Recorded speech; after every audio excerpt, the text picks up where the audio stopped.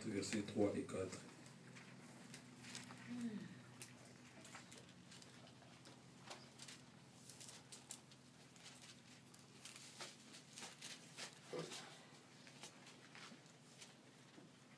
Psaume 130, versets 3 et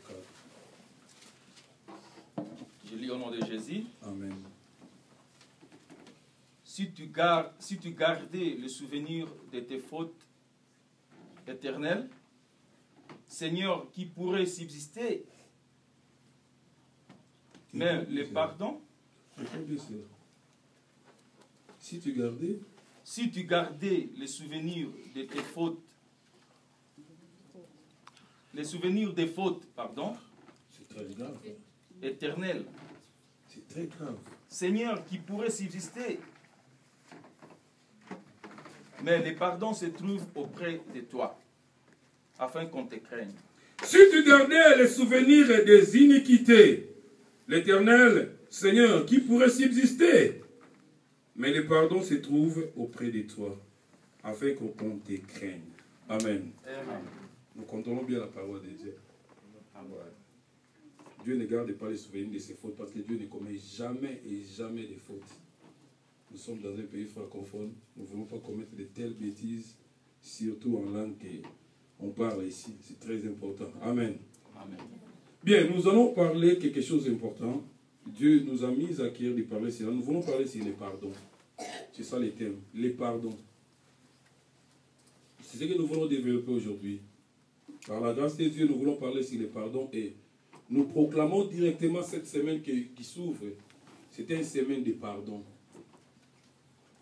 Nous acheminons vers la fin de l'année. Il y a des choses que nous avons commises. Il y a tout ce que nous avons fait. Et voilà, une semaine que Dieu nous mette encore devant nous, afin que nous puissions nous pardonner les uns les autres. C'est ce que nous voulons parler cette semaine ici. Et c'est ce que Dieu nous a mis à cœur, les pardons. Car Dieu a tant aimé le monde, il a donné son Fils unique, afin que quiconque croit en lui ne périsse point, mais qu'il ait la vie éternelle. David dit ceci: si tu gardais les souvenirs de nos iniquités, qui pourrait subsister sur cette terre? Si Dieu gardait au moins les souvenirs de nos fautes, qui pouvait subsister? Alléluia. Amen. Bien, nous voulons développer ce thème. Les pardons, c'est quoi? C'est ça, c'est que nous voulons parler. Les pardons, c'est quoi? Les pardons, c'est quoi? C'est un acte par lequel Dieu remet nos fautes. Un acte par lequel Dieu remet nos fautes. Les fautes que nous commettons. Quand Dieu remet nos fautes, fait la rémission de nos fautes, c'est ça ce qu'on appelle les pardons. C'est ça ce que nous appelons les pardons. Par rapport à l'œuvre expiatoire de la croix de Jésus. C'est l'acte par lequel Dieu remet nos fautes. Nos bêtises par rapport à l'œuvre expiatoire de Christ. Les pardons, c'est quoi? C'est le fait de ne pas tenir rigueur d'une faute à quelqu'un. C'est le fait de ne pas tenir rigueur à une faute que quelqu'un t'a fait. Quand je ne tiens pas rigueur à cela, c'est ça le pardon directement que je t'accorde. C'est le fait de ne pas tenir rigueur à quelqu'un. Le pardon, c'est la rémission du péché. C'est la rémission de nos fautes. Quand on parle de la rémission, c'est oublier. C'est la rémission de nos fautes. La rémission de nos péchés.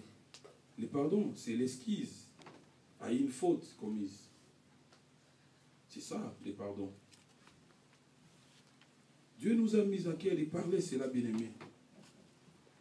Parce que c'est important, bien-aimé. Et le but du pardon, c'est quoi dans l'Église? Le but du pardon, c'est quoi dans les milieux chrétiens? Le but du pardon, c'est quoi dans les sociétés?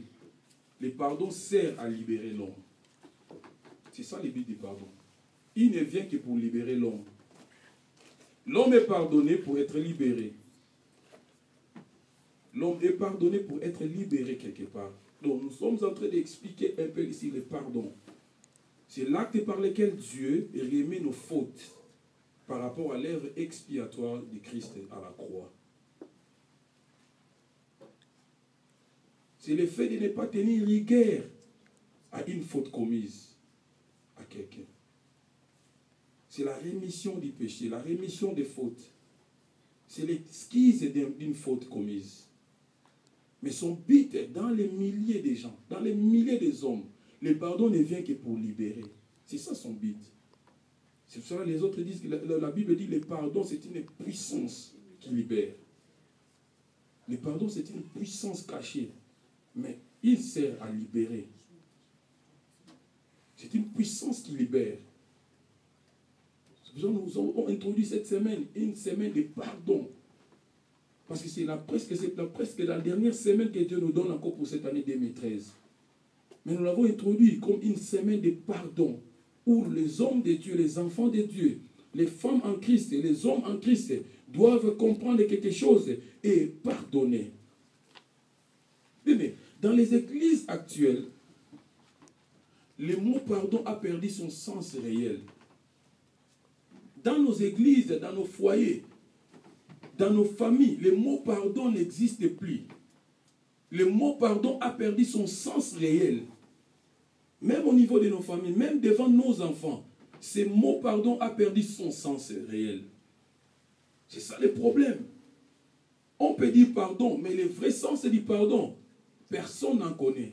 Et peu de gens connaissent cela, peu de gens expérimentent aujourd'hui ce qu'est le pardon dans leur vie. C'est ça, bien-aimé. Peu de gens expérimentent cela. Même devant nos familles, même dans nos familles, dans nos sociétés, dans nos groupes, partout où nous sommes. Bien-aimé, le mot pardon aujourd'hui a perdu son vrai sens.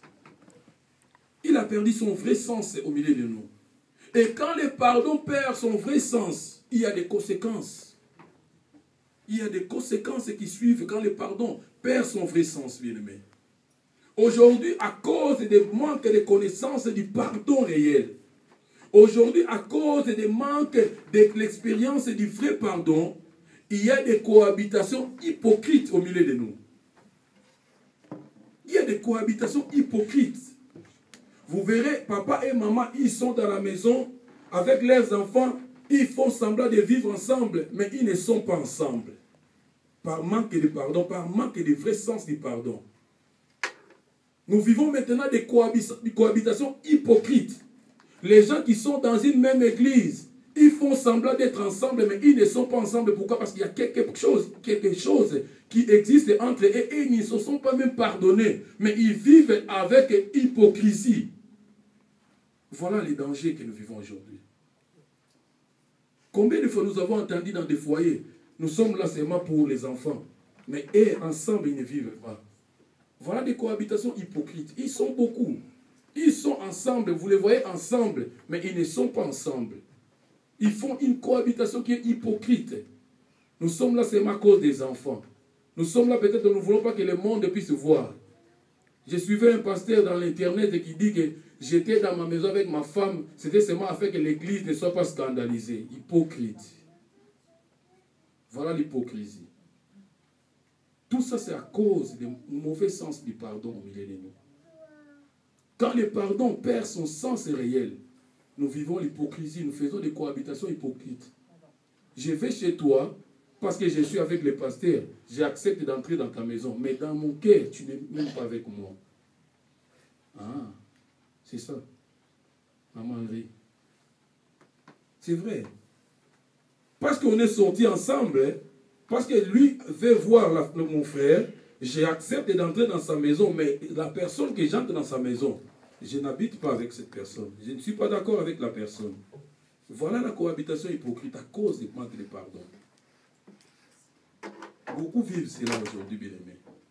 À cause de ces petits mots qui s'appellent pardon. La rémission du péché. Remettre une faute loin de toi. C'est l'acte par lequel Dieu a remis tous nos péchés, qui s'appelle le pardon. Mais des conséquences, il y a des cohabitations hypocrites au milieu de nous. On est là parce qu'on est dans l'église. Quand on sort d'ici, j'oublie même le nom de la personne qui est là. Voilà. Et comme conséquence, il n'y a pas d'unité au milieu de nous. Pourquoi? Parce que le mot pardon n'a pas son sens réel au milieu de nous. Même au niveau de nos enfants bien-aimés, il y a des conséquences maintenant aujourd'hui que nous vivons, nous subissons aujourd'hui par manque de pardon. Pourquoi? Parce que le pardon